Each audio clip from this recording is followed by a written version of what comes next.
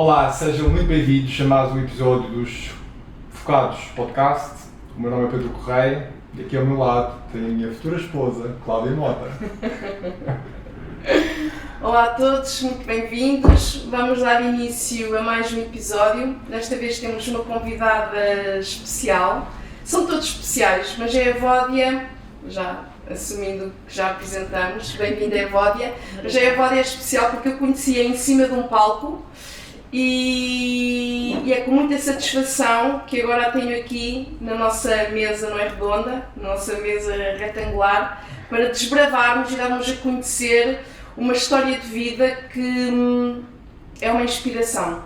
Bem-vinda, Evódia. Obrigada. Bem-vinda, Evódia. Obrigada. Vou fazer aqui uma pequena apresentação, depois obviamente vamos explorar um pouco a tua história, que é certamente e vai ser também muito inspiradora para muitas pessoas. Então, a Evódia Graça é coach de liderança, mentora de negócios, estratega de imagem profissional, analista de disco e keynote speaker da Nova School of Business and Economics e da Start University Brasil, no Women's Leadership Program.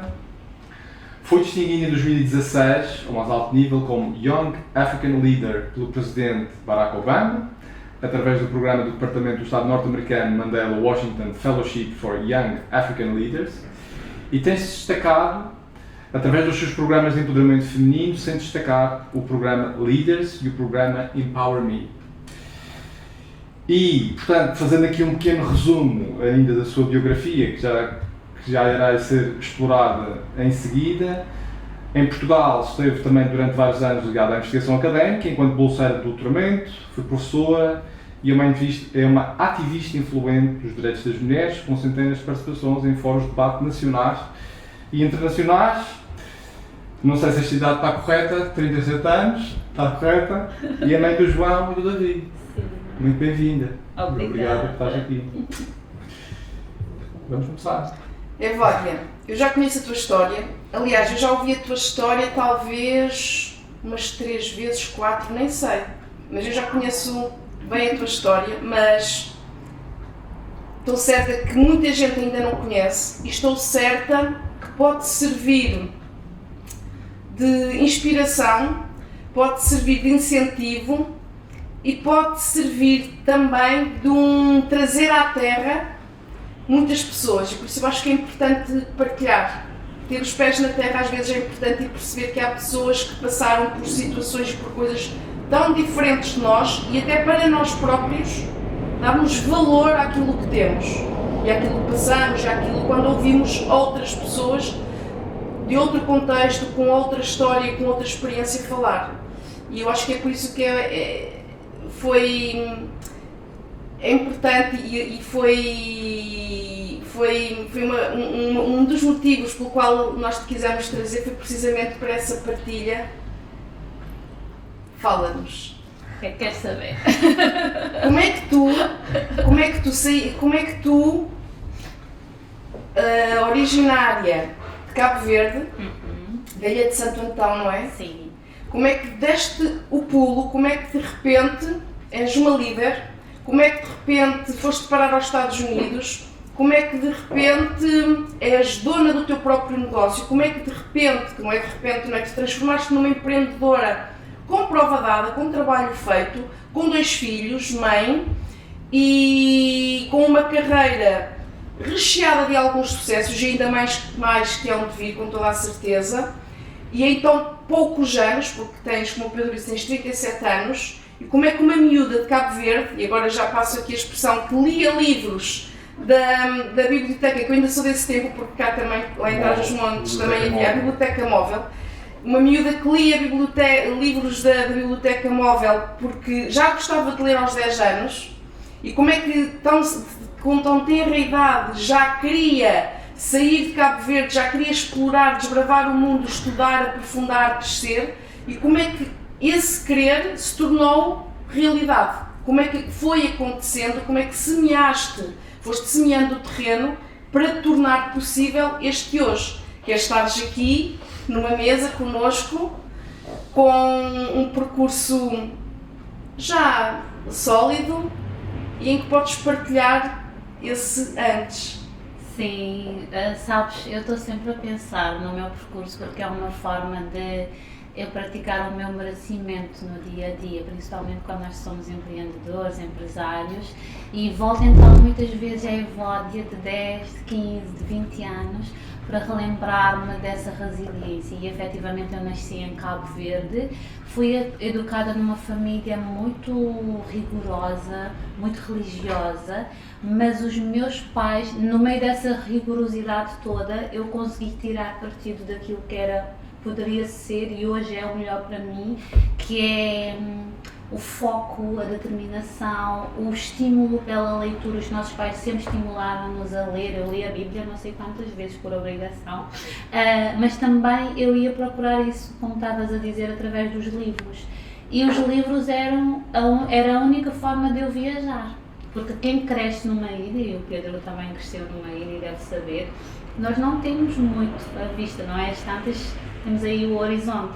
E então eu estava sempre a viajar através dos livros e a questionar. Por exemplo, quando eu li Anne Frank, na minha TED Talk, eu falo da Anne Frank, eu visualizava-me como é viver em Amsterdã, como é que é viver em Lisboa, como é que é viver nos Estados Unidos. Eu lembro-me de ler o Tintin, ou uma aventura, eu lembro-me de chegar ao Faial e de ficar toda arrepiada porque tinha lido uma aventura na ilha do Faial. Eu também li esse livro. Então, eu viajava pelo mundo através dos livros e às tantas houve uma fase na minha vida que eu, numa fase muito imaginária, e eu fazia journaling, eu já tinha diários, eu escrevia para a minha melhor amiga. Já com 10 anos? Sim, no meu diário, que era a forma de eu expressar, e eu já me via muito a fantasiar a Evódia pelo mundo. E hoje eu sei que isto é muito manifestação, visualização.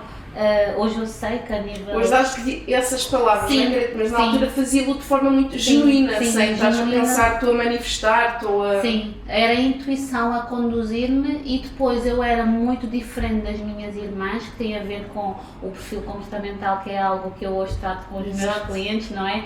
O facto de eu ser muito diferente das minhas irmãs fazia com que eu tivesse gostos diferentes delas. Por exemplo, eu lembro delas participarem em concursos de misses e eu achava aquilo uma aberração. E qual é que era o meu trabalho? Nos concursos de misses, nos intervalos eu ia animar a plateia, porque eu adorava era estar em palco, a passar o lado intelectual da Evódia, e isso com o tempo ficou muito claro que eu queria muito mais do que era Santo Antão. Para tu teres a noção, em Santo Antão, em Cabo Verde nós temos 10 ilhas. Cabo Verde é uma das ilhas mais montanhosas, mas uma das ilhas mais pobres, diria, de Cabo Verde, e nós crescemos mesmo com poucos recursos financeiros. Eu lembro-me de fazer várias vezes trajetos de 1 hora a pé para chegar ao liceu, e eu regressei recentemente de Cabo Verde, então eu ainda consigo sentir no meu ADN todo esse regresso a casa, mas altamente determinado. O meu foco nunca era aquilo que hoje eu digo que a nossa condição atual não nos determina, não é? Eu estava sempre muito focada, chateava muito os professores, se me dessem 19 eu queria 20, porque é que me deste 19 e não 20? Porque tinha um foco, porque no fundo eu já ouvia de outras pessoas que a única forma de saírem do país provavelmente era para ir estudar. Sim, sim. E tu ou seja, tu já criaste logo um plano, uma estratégia que era através da escola que tu irias voar de Santo Antão. Sim, no fundo eu não criei um plano, era premeditado, foi uma coisa que foi acontecendo. Sim, mas em estado de flow eu estava a fazer o meu caminho e eu olhava para a realidade dos meus pais. Nós éramos 4 irmãs na altura, eu tenho depois um irmão que nasceu 1 ano antes de eu vir para cá estudar, mas durante toda a nossa infância nós fomos 4 irmãs e eu sabia que a única condição para eu ser alguém era através do conhecimento. O nosso pai mesmo, ele era professor do ensino primário e ele passava muito isso, ele era altamente exigente connosco, no sentido de o conhecimento vos levará longe, porque mesmo para o meu pai, diferente de vários outros irmãos dele, aquilo que diferenciou o seu percurso foi o conhecimento, não é? Foi o estudo. Então eu sabia que essa era quase uma forma de Hoje eu sei que também teve fuga, ok? Porque a nível neurológico e a nível do processo de formação de crenças, existem duas formas de nós conseguirmos de nós termos hoje algo na vida quando comparativamente àquilo que os nossos pais tiveram. E existem dois mecanismos. Um dos mecanismos é um mecanismo de repetição do mesmo padrão, ou seja, eu podia repetir o padrão de aceitar aquilo que estava à minha volta e contentar-me com migalhas, e a Evódia não queria migalhas, ou a rebelião do padrão, é tipo, eu quero mais, e eu assumi esse lado de eu quero mais, eu quero ser um role model para a minha comunidade, eu quero ser um role model para a minha família, eu quero que os meus pais tenham orgulho de mim e, acima de tudo, eu quero poder ter mais condições do que os meus pais hoje têm para educar 4 filhas, mais um filho, em condições muito precárias. Eu quero ser mais, sabes? E essa motivação que hoje em dia eu ensino às minhas clientes, que é quase traçar uma visão extraordinária da nossa vida de, ai meu Deus, como é que vai ser no dia em que eu pisar Lisboa?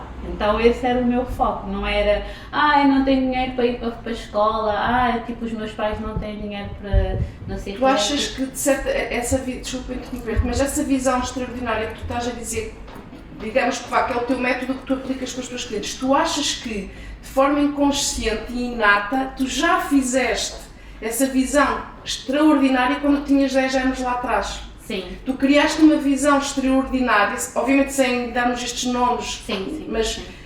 O princípio, a base foi essa, não é? Tu criaste uma visão extraordinária e de forma não premeditada, mas de forma no flow, sim, foste trabalhando no conseguir resolver, no conseguir atingir e materializar essa visão. Sim, E sim. por teres vivido esse processo, também de certa forma, agora já mais crescido e também intelectualmente com outras ferramentas, foste explanando e criando um método, não sei se é assim Sim. que possamos chamar, e é isso que tu hoje, é através disso que tu empoderas e trabalhas com mulheres, quer dizer, exato, com mulheres. Com mulheres e com Ou homens. com homens, depois era o que eu ia Essencialmente, exatamente. Sim. Sabes que eu lembro-me no liceu, acho que era no 11º, quando nós, a transição, não é? O 11º e o 12º são aqueles anos decisivos. E eu lembro-me de ter um professor que já faleceu e dele perguntar-me, e então Evódia, o que é que queres ser na vida? No 11º ano, tipo, uau, agora sou adulta, quase adulta, não é? Quando chegamos ao 11º,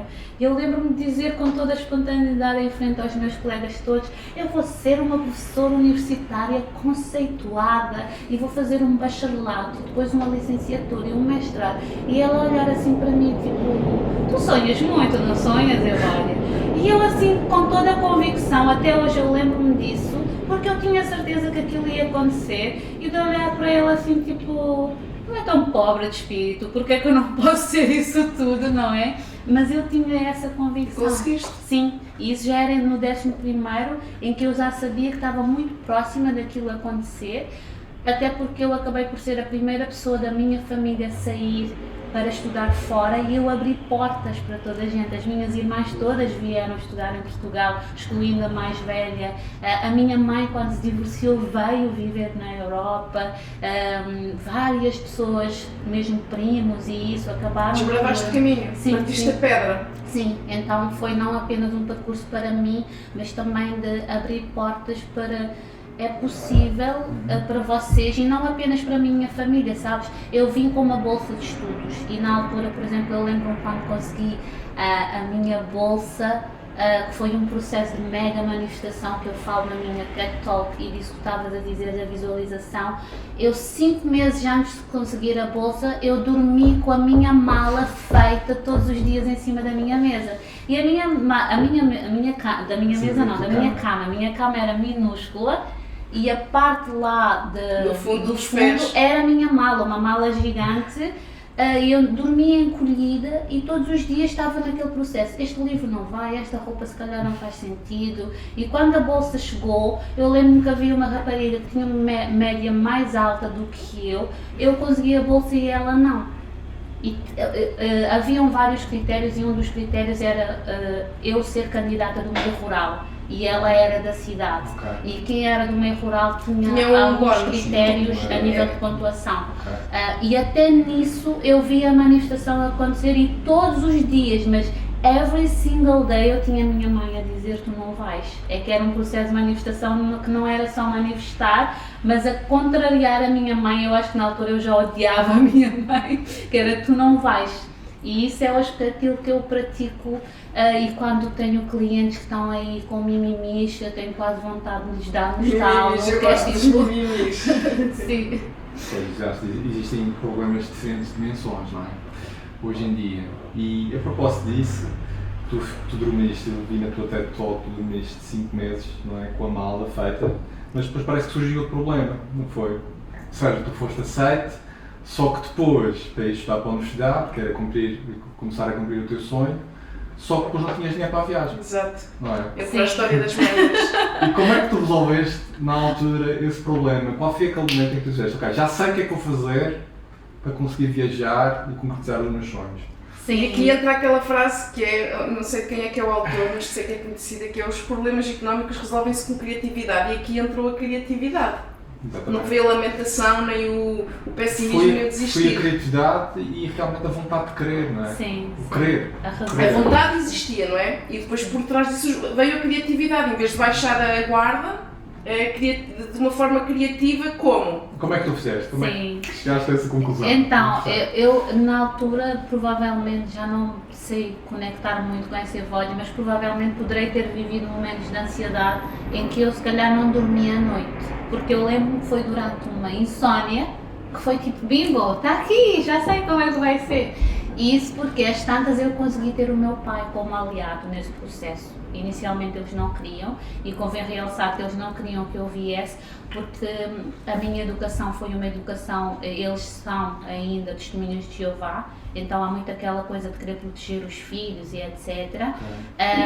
E para eles eu vir estudar era, meu Deus, ela nunca mais vai ser, e é verdade. Vai-se perder. Porque nunca mais fui.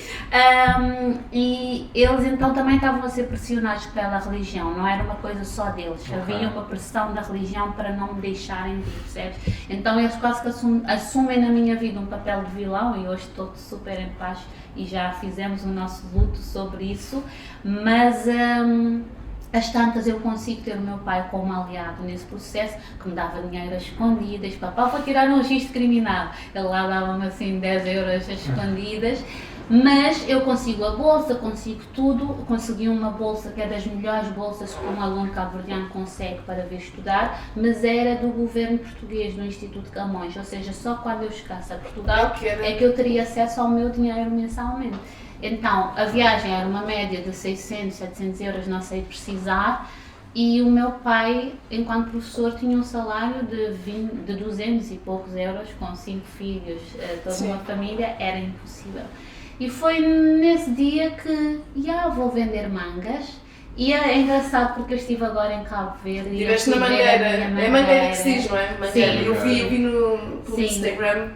E então, essa mangueira foi mesmo plantada por mim. O meu pai relembrou-me agora que foi mesmo uma manga que eu comi, depois de comer eu disse, pai, vou plantar. E então nós mudámos de casa porque o meu pai era professor, podia escolher onde é que queria dar aulas. E tivemos uma temporada de 4 anos a viver numa zona muito fixe, que vivemos lá durante 4 anos, e quando mudámos de novo para a nossa casa, eu não quis deixar a minha mangueira, a mangueira veio comigo. Transplantamos a mangueira e voltamos a plantar na nossa horta, isso tudo para mostrar o símbolo dessa mangueira, da semente, não é? E foi assim, a vender mangas, e é engraçado porque não foi a vender mangas em Santo Antão, porque em Santo Antão quase ninguém compra mangas porque é tudo a grandia francesa. Foi ir para a Ilha de São Vicente a vender mangas e angariar esses 600, 700 euros. E como é que ias passar? Ias tipo ao fim de semana, Quanto diariamente? tempo é que demoraste a ter conseguido Eu acho que foi para aí uns armazenar esse 2. montante? Acho que foi para aí uns 2 meses, porque há mais mangas no verão, não é? E eu cheguei à faculdade em novembro, quando eu cheguei super atrasada, porque há todo o processo do visto e essas coisas Ok. todas. Então eu passo aquele período, que é o período de, sei lá, junho, julho, agosto, e para São Vicente apanhas um carro, apanhas um barco. E aos fins de semana? Eu já estava de férias, porque eu fiz. Os Exato. meus alunos E- dispensam e- em maio e já Exato, estão de férias então ias em maio. quando tinhas um saco de mangas e ias. mais ou Sim, menos o meu isso. pai ajudou muito nesse processo. O meu pai é professor, mas tem uma veia muito empreendedora e isso. Ele foi mesmo o meu grande aliado nesse Foi o teu processo. mecenas, Sim, pronto. sim. E daí, não sei se queres continuar, mas eu já estou, a parte que eu acho que sei menos da tua história é como é que tu apanhas a boleia e de repente estás nos Estados Ou Unidos. seja, espera, mas foste para a Exato. universidade, foste estudar Vim, linguística, vim para cá. Exato. para- estudaste para- linguística, sim, sim. fizeste mestrado, Sim, sim, não sim, foi? E depois sim. foste para os Estados Unidos, Sim. estudar liderança e comunicação, não foi? Não foi bem assim. Eu faço o meu percurso quase todo em Portugal, fiz a licenciatura e o mestrado. No meu doutoramento, ainda na Universidade Nova de Lisboa, fiz um ano de Erasmus em Paris. Ok. E quando regresso de Paris, estávamos no auge da crise em Portugal, em que eu cheguei, eu estava numa bolha em Paris, Erasmus, nós não sabíamos o que eram problemas de crise, não é?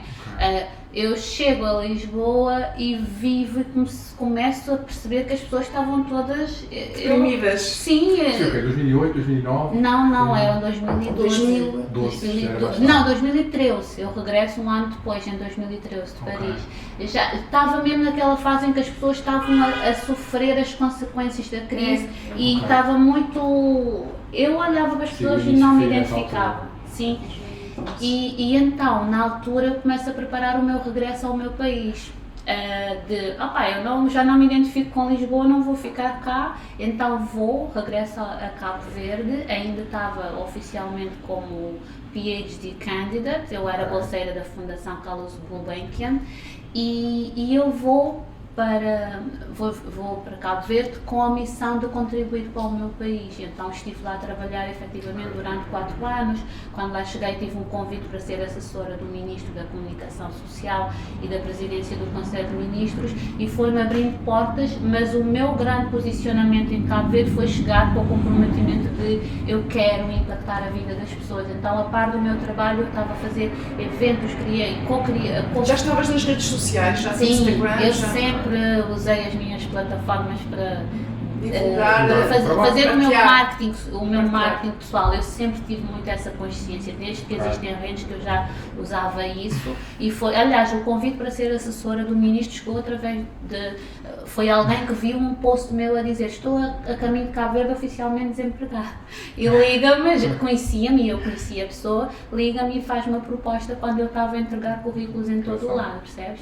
E quando eu chego a Cabo Verde, essa minha intervenção de fazer eventos para mulheres, trazer essas questões do empoderamento feminino, muito associar a parte intelectual com a parte do self-care, a beleza, eu cofundei em parceria com mais 2 raparigas uma non-profit que tinha como objetivo ajudar a empoderar as mulheres através de eventos e depois surge ali, todos os anos, o Obama, ele enquanto Presidente dos Estados Unidos, criou este programa que é o Mandela Washington Fellowship for Young African Leaders e tem o nome Mandela porque é a homenagem ao Nelson Mandela que o Obama faz, de trazer jovens líderes africanos para os Estados Unidos para aprenderem com modelos de liderança e eu, irreverente, já estava habituada a vender mangas e outras coisas, tipo isto é a minha cara, eu vou-me candidatar. E eu candidato-me, a nível da África subsaariana foram milhões de candidaturas e de Cabo Verde era um país sem candidatos e escolheram 8 candidatos de Cabo Verde e fomos 1000 a nível da África, fomos 1000 jovens selecionados para ir para os Estados Unidos, estive lá num programa executivo de liderança e public management desenhado exclusivamente para nós, eu estive em Minnesota, na Humphrey School of Public Affairs e depois estivemos em Washington no summit presidencial com o Barack Obama, que simboliza assim um grande marco na minha carreira, mas também dizer-vos aqui em relação aqui a este prémio do Barack Obama, que é, partilho muito isso, que é como é que eu ia dizer, nós, principalmente as mulheres, nós muitas vezes achamos que as coisas não são para nós, e eu então tenho passado muito essa mensagem de o não é sempre garantido, mas o sim pode vir por acréscimo. E quando eu submeti a minha candidatura, eu estava a autossabotar-me. Um dos requisitos era as pessoas tinham que viver em África. E eu tinha acabado de chegar a Cabo Verde, então eu quase que não me sentia merecedora de me candidatar, porque tinha que ter provas dadas em Cabo Verde. E a verdade é que eu consegui reunir todas as provas dadas que eu tinha de estar a contribuir para o desenvolvimento do meu país, mesmo estando fora de Cabo Verde.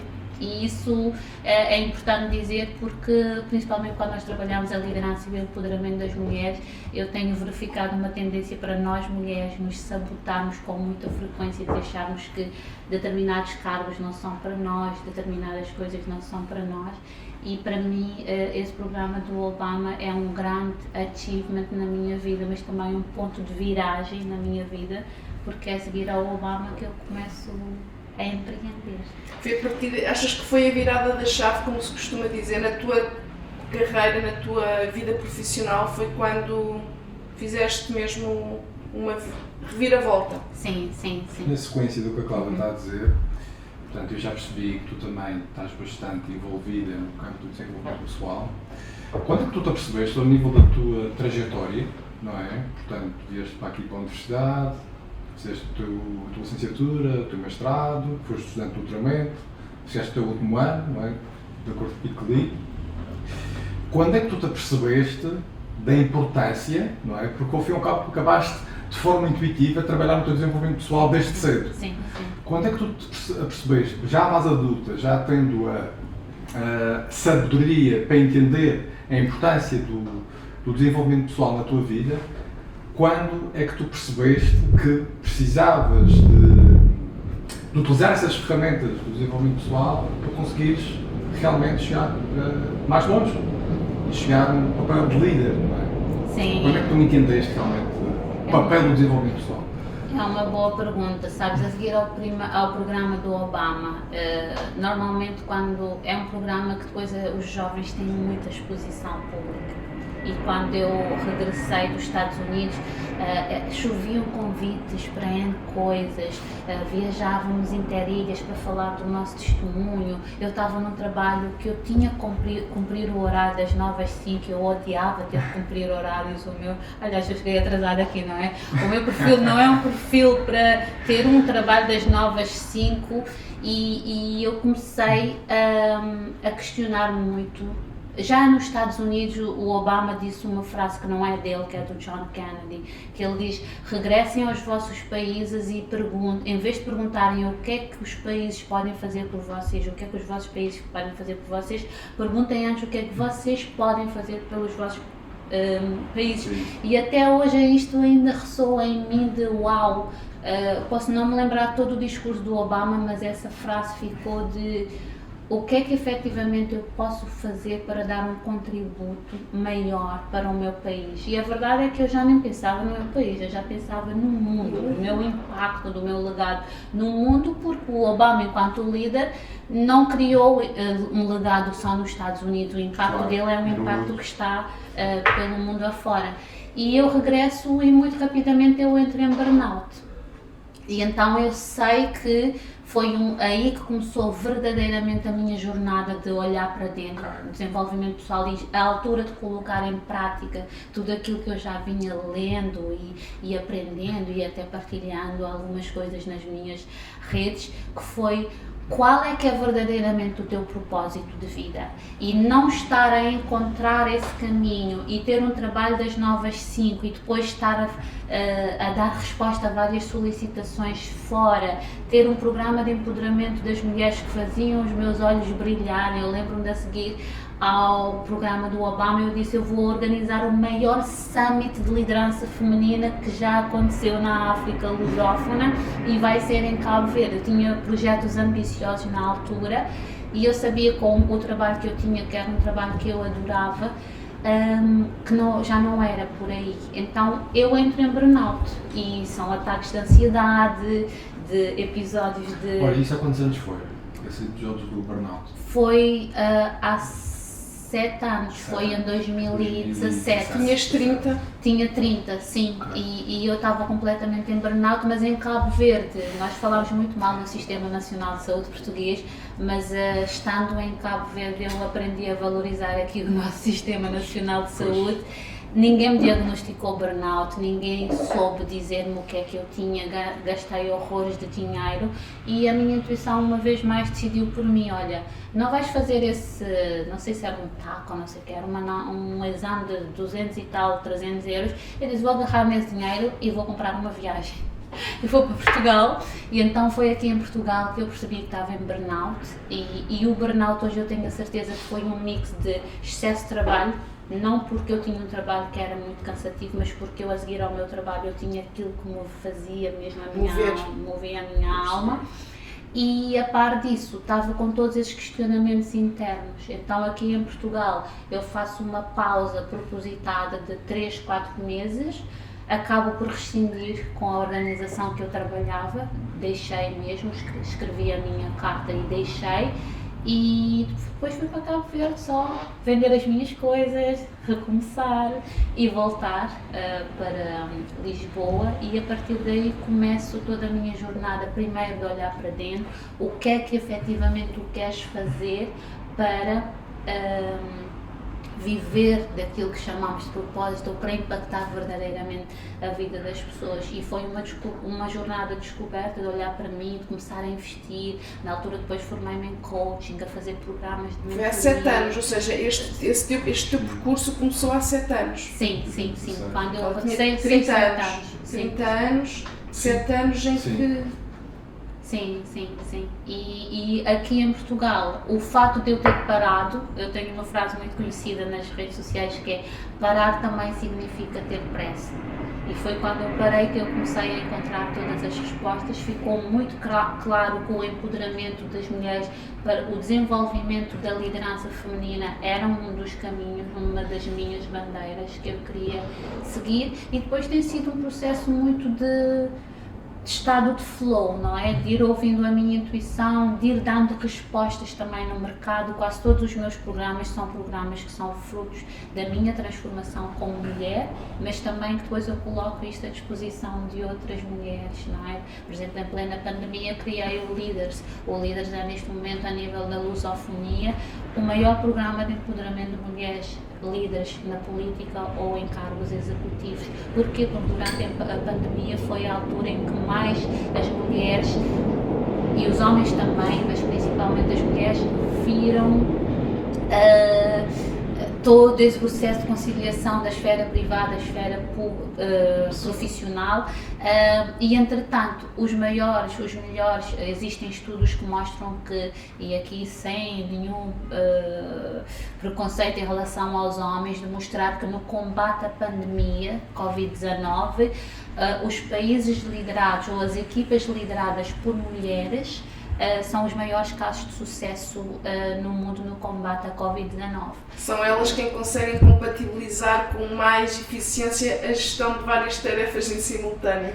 Mas não é só isso, é principalmente devido à sensibilidade das mulheres, que muitas vezes é visto como uma fraqueza e que em contexto de crise é preciso gerir com alguma sensibilidade e com esse lado mais humano e menos agressivo que normalmente a liderança masculina, a energia masculina, que não necessariamente é só dos homens, porque nós também temos energia masculina, ficou muito provada. Então na altura para mim fez todo o sentido. Hoje é assim um programa que eu tenho imenso prazer em colocar à disposição das mulheres, mas para dar resposta no mercado, porque em algum momento também na minha vida eu também tive que me empoderar enquanto líder da minha vida para depois liderar outras pessoas. Não é? Tu sentes que neste momento da tua vida estás a viver o teu propósito?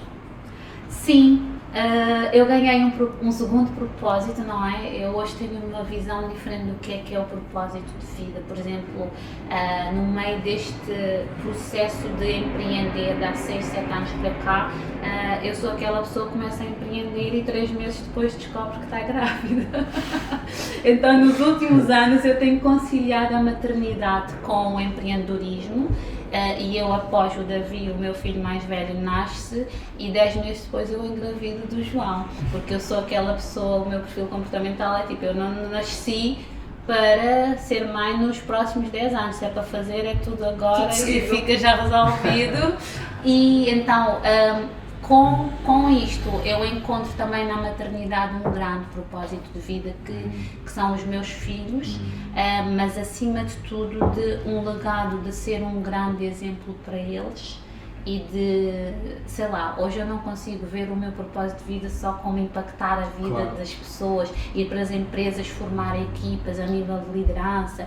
Eu sou movida, aquilo que me faz saltar da cama é também os meus filhos, é que legado é que eu quero deixar, e eu hoje já vejo os feedbacks deles, os feedbacks que eles me dão, e são muito pequeninos porque têm 3 e quase 4 anos, o João faz agora anos em junho, de uau, este é um propósito, um sentimento de propósito que eu ganhei na minha vida, de ser um grande exemplo para os meus filhos, de que eles vão poder ser tudo aquilo que eles quiserem, olhando para mim como uma grande inspiração, de viver o hoje, porque eles não conhecem a história da mãe a vender mangas, um dia irão conhecer, mas da Evódia de hoje em dia, de olharem para mim e de verem um exemplo de resiliência, de determinação, de foco, de alguém que faz não apenas por mim, mas por eles e por criar um impacto. Eu às vezes estou no escritório e o Davi vai dizer ao João, silêncio que a mãe está no escritório a fazer dinheiro. E eu amo isso porque é a forma como eu tenho passado essa mensagem de eu agora vou fazer dinheiro para quê? Já sabe, para irmos ao cinema, não sei o quê. E eu a nível de coaching, trabalho muito isso que as crianças aprendem muito também por imitação, não é? Sobretudo, sim, por imitação. eu no meu caso eu tive um padrão de rebelião, de não querer ser muito daquilo que eu vi quando era criança, não é? Não queria ser o que alguns tios meus eram, não queria ver a instabilidade financeira que eu vi muito na minha família, não é? E quero que os meus filhos não tenham que viver a rebelião, mas de ver o outro lado, que é o exemplo de repetir um padrão de uau, tenho orgulho da mãe, aquilo que eu sou para eles, e eles vão repetir esse padrão, sabes? E acho que isto é um propósito muito grande na minha vida. Olha, tu achas que neste momento os teus pais estão felizes com a Evódia? Ou seja, com aquilo que tu tornaste neste momento? Porque tu falaste, não é, que tiveste algumas barreiras familiares a esse nível, não é? Também por causa da educação religiosa, não é, dos teus pais. Tu achas que agora eles estão felizes? Estão felizes por ti? Sim, a minha mãe assiste todas as minhas lives. Eu às vezes fé número 1. Eu às vezes, no outro dia ela ligou-me, eu estava a falar de vendas. E ela ligou, eu acabei de faturar 500 euros depois de seguir as tuas dicas na live. E é mesmo, eu tenho feito muita cura com os meus pais. Tenho que começar a ver também. Estar em Cabo Verde, por exemplo, o meu pai contou-me histórias incríveis. Na minha TED Talk eu digo que eu pedi ao meu pai que ele me ajudasse a sair de Cabo Verde e que um dia eu seria o maior orgulho da vida dele, foi mesmo uma promessa. E eu estive agora em Cabo Verde, até fico arrepiada de olhar para ele e saber que as minhas outras irmãs também são grandes orgulhos do meu pai, mas de ver esse orgulho, de olhar nos olhos e de vermos quem é que vai chorar primeiro, sabes? E às vezes nós temos que ter essa missão de sermos aqueles rebeldes que depois vão se tornar num exemplo, e é incontornável. Eu faço stories com a minha mãe e estou a fazer curas de mãe, eu gastei muito dinheiro a fazer psicoterapia para resolver os teus traumas, os traumas que tu me puseste. Isto é giro, porque há 3 anos atrás eu não estaria a falar disso e de fazer essas curas com os meus pais, mas de abrir caminho não apenas para mim, mas para as minhas irmãs, para sei lá, é lindo de se ver e eu sei que eles têm muito orgulho de mim. Durante algum tempo vivi com a culpa de ser a filha fora da curva. Eu lembro-me quando eu ia estudar em Paris, foi uma batalha para a minha professora conseguir negociar uma vaga para eu ir como Erasmus no doutoramento, porque normalmente o Erasmus vai-se na licenciatura. Certo. E a minha, tive 1 ano atrás da minha professora a pressioná-la para ela negociar uma parceria com aquela universidade que eu queria ir. E eu só descansei quando abriram uma vaga para eu ir.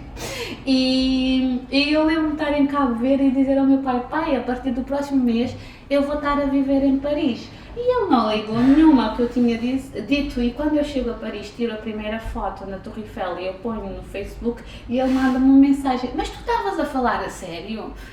Porque na verdade é como se tipo, não me levassem a sério quando eu tenho sonhos assim mirabolantes e Grandes. E depois precisam de ver a concretização para...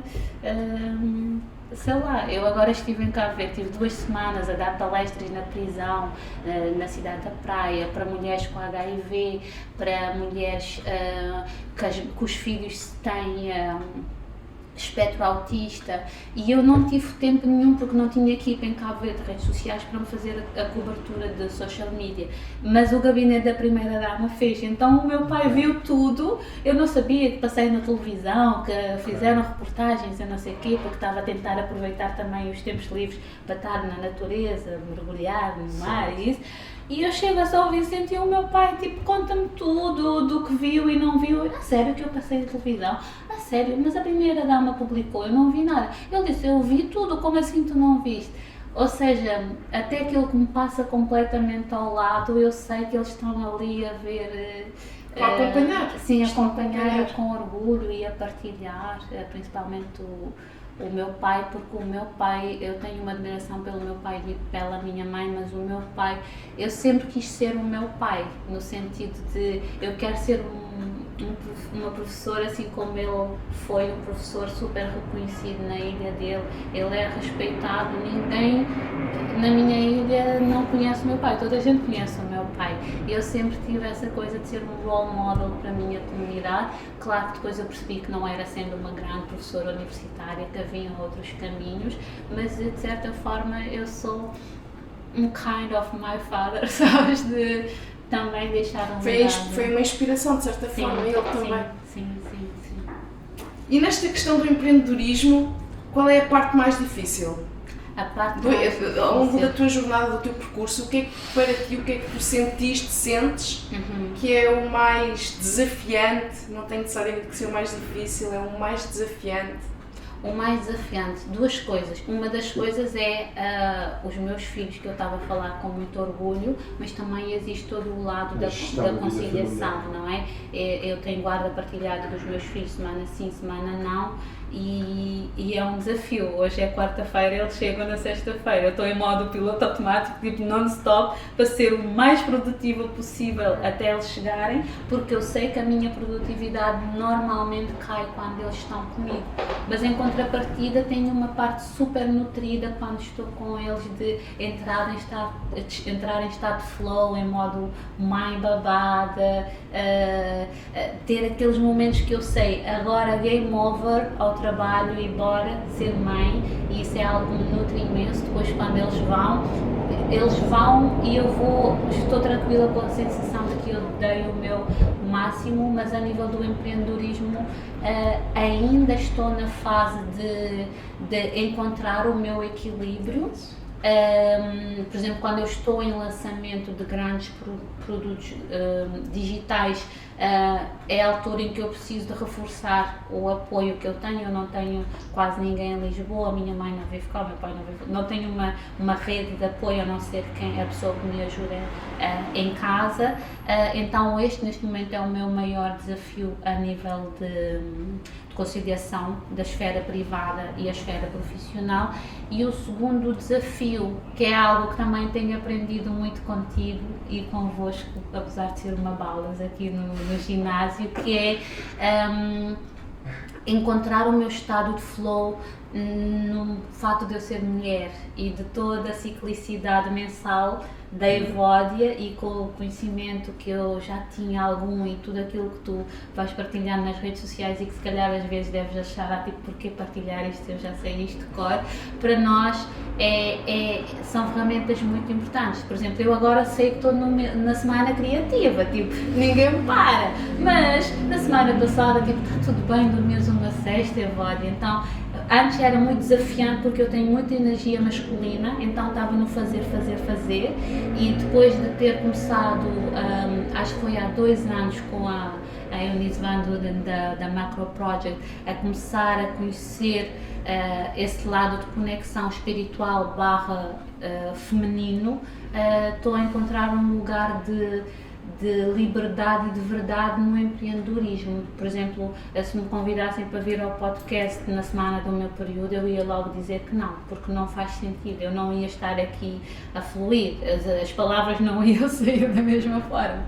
E isto eu acho que todas as pessoas que empreendem e que são mulheres, não é? Os homens também, para saberem que temos semanas que não somos a mesma coisa, que é fulcral no negócio. E eu acredito que há para aí 90% das empreendedoras não devem saber do quão importante é esse autoconhecimento para... Nós de facto, as mulheres, a nível hormonal, nós somos bastante diferentes de vocês, e isso tem impacto em várias áreas da nossa vida, e à medida que o tempo passa, ainda mais se revela. E é precisamente por isso também que, como tu também costumas dizer e eu também digo, conhecimento é poder, e quanto mais nós mulheres tivermos acesso a este conhecimento, tivermos discernimento do impacto daquilo que nós somos feitos, que são hormonas, tanto nós como eles, homens, com mais facilidade nós conseguimos melhorarmos-nos para a nossa melhor performance, seja em que for. Quando falamos de performance, não estamos a falar de ser atletas, nem pouco mais ou menos, é sermos os atletas da nossa vida, enquanto mãe, enquanto profissional, simplesmente enquanto mulher, enquanto pessoa.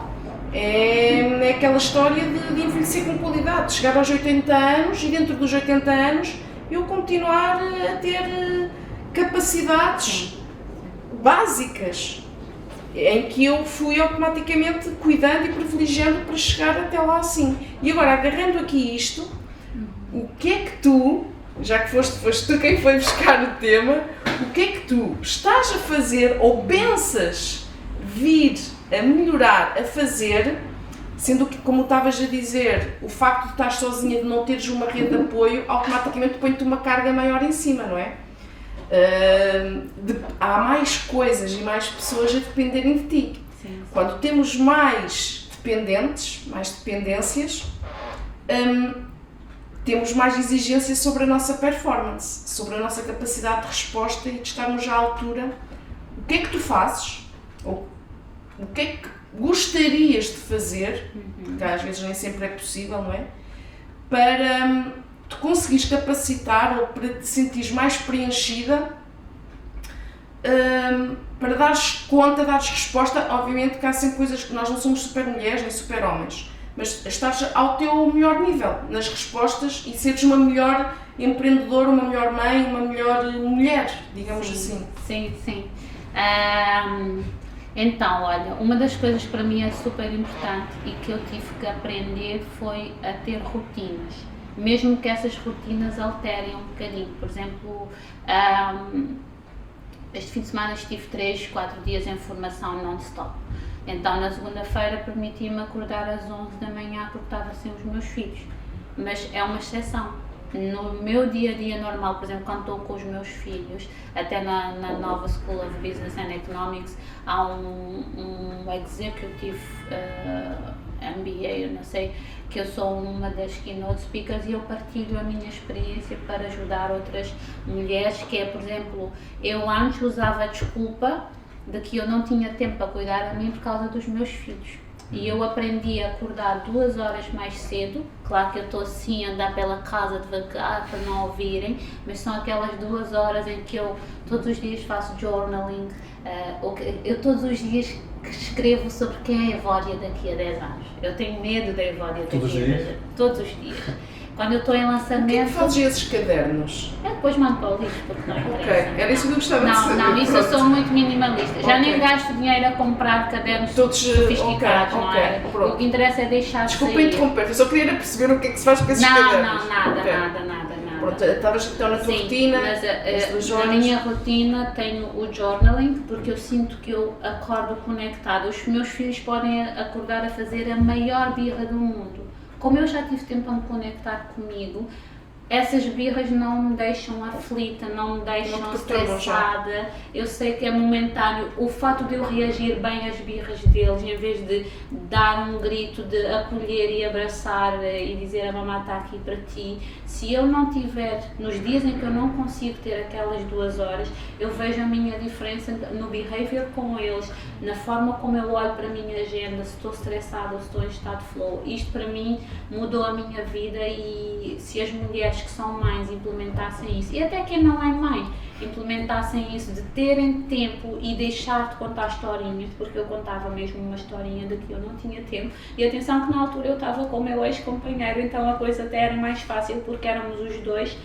a tomar conta deles os dois, percebes? Mudou radicalmente a forma como o meu dia flui. Depois, a minha alimentação, eu ainda há muitas coisas, por exemplo, agora estou a fazer análises, fiz as análises que já mandei para a minha médica, depois também vou mandar para vocês, porque eu como imenso, eu sou aquela pessoa, digo mesmo que sou uma falsa magra e não sei para onde é que a comida vai, então tenho muito esse cuidado na minha alimentação, vou aprendendo umas coisas também contigo, de trazer cada vez mais proteína para a minha alimentação. Por exemplo, uma das coisas que eu fazia era muitos snacks. Quando comecei a introduzir aquelas pequenas dicas que me foste dando, eu como as minhas papas muito bem reforçadas de manhã, e eu não tenho fome até a hora do almoço. E eu digo, gente, as pessoas precisam da Cláudia, percebes? Que é de reconhecer que existem pequenas mudanças, e essas são mudanças dos últimos 6 meses. Eu não te conheço assim há tanto tempo, não é? Mas que vou notando a diferença. Agora estive a viajar e agora estou naquela coisa em que já estou mesmo a sentir o síndrome de impostora e de estar a autossabotar-me, porque eu sei o quão importante é o exercício físico para mim, não é? Eu estou num bairro em que eu faço tudo no bairro. Sair para vir aqui, ainda estou naquela coisa de encontrar o gatilho, e isto é conectar-me com a visão extraordinária. Eu agora estou a fazer, eu tenho um vídeo de visualização só focado na saúde da mulher, saúde feminina da mulher, são 25 minutos, em que todos os dias eu estou a ver o vídeo, a ver a Evódia, a levantar peso, depois vou lá às tuas stories, então estou naquela fase de respeitar o meu momento de eu sei que é por aí, porque todas as experiências que eu já tive no passado, quando eu ganhei o prémio do Obama, eu estava em alta performance, eu treinava com as minhas amigas, eu já percebi que preciso ter um emplastro aí ao meu lado. Precisas muito da motivação. Sim, com as minhas No amigas. sentido de responsabilidade, Sim, e sim. barra motivação, alguém que te motive e a Sim. responsabilidade para com alguém. Sim, mas por exemplo, este vídeo que eu estou a ver, que é uma ferramenta que eu uso no meu programa de empreendedorismo para mulheres, é de eu posso fazer isto tudo sozinha, não preciso de ninguém, porque é sobre a visão extraordinária da Evódia, que é uma Evódia muito mais saudável, que é uma Evódia que tem ali, eu tenho no meu Vision Board deste ano, até meados do próximo ano, conseguir ganhar 8 kg de massa, não é? Massa muscular. Sim, porque Massa muscular. Massa pode ser muscular. difícil. Massa corporal é possível. Corporal, porque Massa eu... muscular é difícil. 8 quilos até em 6 meses depois. Não é 6 meses, é 1 ano. Mas é porque eu sou mesmo, eu tenho Um ano? 1,73 m Ela e é alta. eu peso 50, 52 quilos. Pois, É muito sim, pouco, é muito não pouco, é? é muito pouco. E as pessoas acham que eu sou magra porque gosto. Há muitas pessoas que estão no Acham esforço. que fazes super dieta. Sim, há pessoas que estão no esforço para perder peso e o meu desde sempre foi para ganhar, percebes? Claro que já fiz loucuras, não é? Acordar às 6 da manhã a comer papas de, sei lá, de Nestum. As pessoas por norma acordam para fazer batidos detox. Não, mas eu era ao contrário. Neste momento estou super em paz de respeitar os meus limites, mas respondendo à tua pergunta, aquilo que me falta neste momento é claramente o exercício físico e não é por acaso estamos a gravar este podcast aqui, não é? Até eu tive... É a prática do treino. Sim, e o tempo que... E eu tenho muito uma crença em relação ao ginásio. Ambos os meus pais... Eu vou só fazer aqui uma correção. Centro de treino. Centro de treino, não é um ginásio, é verdade. Aqui neste centro de treino, os meus pais ambos foram submetidos a cirurgias à hérnia discal. Então eu tenho muito uma crença de meu Deus, qualquer coisa que eu esteja a fazer, Exato. tenho algum receio, então eu sei que isso sempre influenciou a minha vida e fez-me fazer exercícios que eram mais soft. Ou seja, é como se tivesses ganho alguma aversão ao peso. Sim. Aqui o Pedro é a pessoa certa para te descomplicar essa aversão, porque de facto é o oposto. Sim, Sim, sim. Não é, Pedro? Sim. Claro que sim. É uma questão de gestão do processo. O processo tem que ser bem conduzido, como em tudo, não é? E obviamente que o facto de tu teres menos massa muscular torna-te mais suscetível a que tenhas vários tipos de ordem musculoesquelética, não é? Mas eu posso dizer que de todas as formas de exercício que existem, o treino de força, quando é de facto individualizado e adequado às limitações funcionais que a pessoa possa ter, é a estratégia com menor risco e a estratégia mais eficaz. Porque se tu pensares em várias modalidades desportivas, principalmente aquelas que envolvem impacto, não é? O risco é obviamente maior, Sim. não é? E estando, cá está, num ambiente mais controlado, em que há a gestão de um processo, há a avaliação da condição individual para perceber o que é que cada pessoa consegue fazer. Portanto, tu consegues minimizar esses riscos, não é? E consegues, de facto, evoluir de uma forma segura, de uma forma eficaz. E aqui, obviamente, nós temos pessoas de vários níveis, não é? Pessoas com vários problemas, seja de ordem musculoesquelética, seja de ordem metabólica, mas aquilo que conseguimos garantir é, independentemente da idade, independentemente da condição física que cada pessoa possa ter, independente das limitações funcionais e inclusivamente que as pessoas possam ter, conseguimos garantir que a pessoa evolui de uma forma segura. E aliás, o nosso princípio inicial aqui na consulta inicial é first do no harm, primeiro não prejudicar. É o princípio da medicina que muitas vezes não é praticado da forma mais correta na medicina. E partindo desse pressuposto, portanto, o céu é o limite. Também. O céu é o limite. Eu tive cá.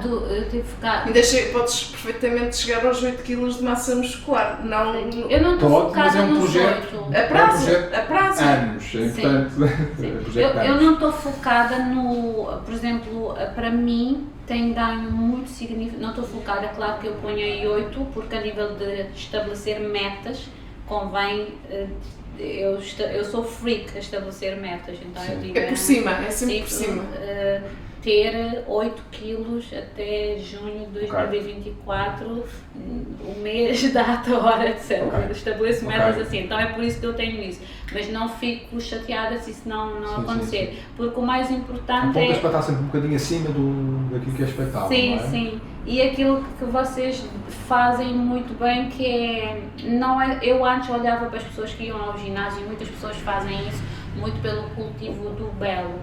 E a mim aquilo que me tem trazido muito empoderamento é perceber que é sobre a minha longevidade. É sobre o belo cuidar, é a consequência. Sim, é sobre cuidar de mim, é sobre eu estar em alta performance com os meus filhos e com os meus netos daqui a vários anos. Isso foi life changing na minha vida, porque há poucas pessoas que ensinam isso, ou deixar aqui também, tirar-vos o chapéu por isso que vocês fazem, porque é de incentivar, é sobre saúde. E nem todas as pessoas, nem todas as campanhas de marketing, tudo o que existe por aí é sobre saúde. Muito do que existe por aí é sobre a cultura do belo. É o fitness. E para mim tem sido muito mais, por exemplo, quando ontem estava a exercitar em casa, é sobre, mesmo que seja o pouco, mas é sobre a minha saúde e não sobre ir ao ginásio porque está na moda. A procura do fitness. É importante tu falares nisso, porque hoje, por acaso hoje de manhã estava a pensar muito termo que chama-se Engenharia da Consciência. E isso que tu estás a falar tem precisamente a ver com o nível de consciência individual em relação ao exercício. Infelizmente, a conclusão a que eu cheguei é que a maior parte das pessoas ainda olha para o exercício como uma forma apenas de dispêndio energético. Ou seja, eu tenho peso a mais, então preciso fazer exercício para perder peso.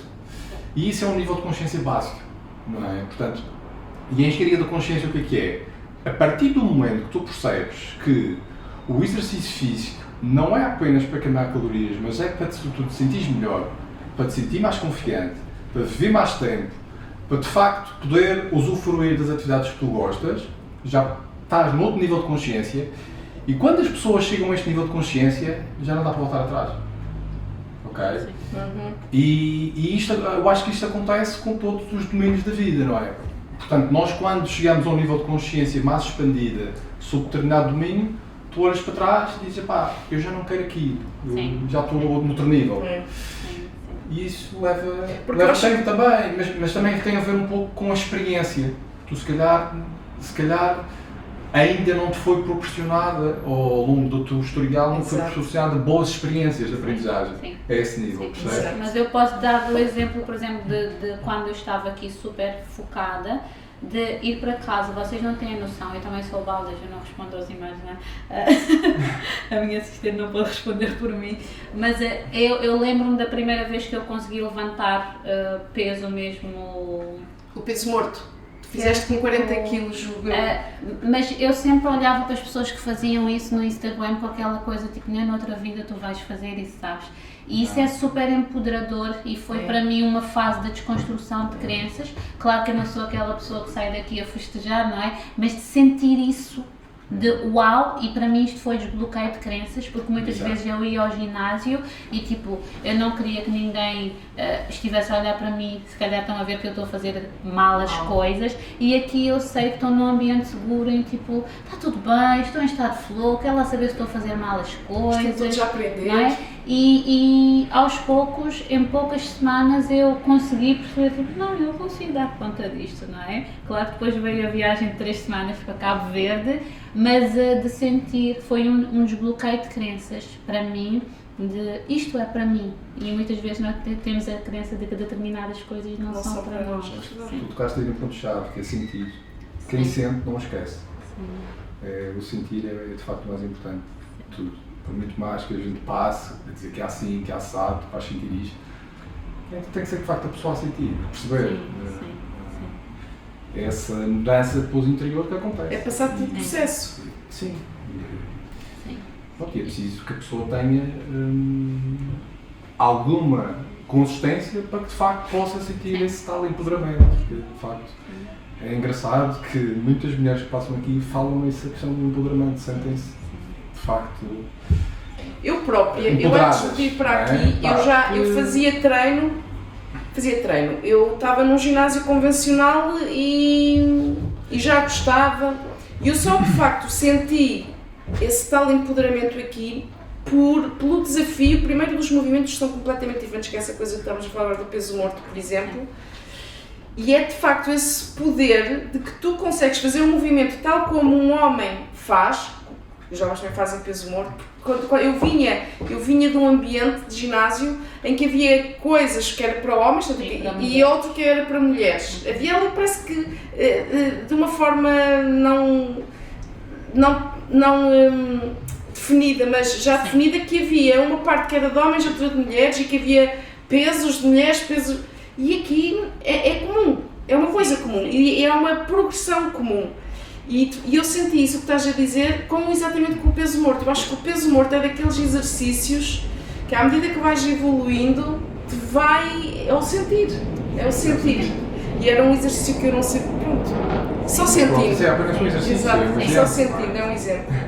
Até porque nós, entretanto, também já estamos. Já estamos. A terminar.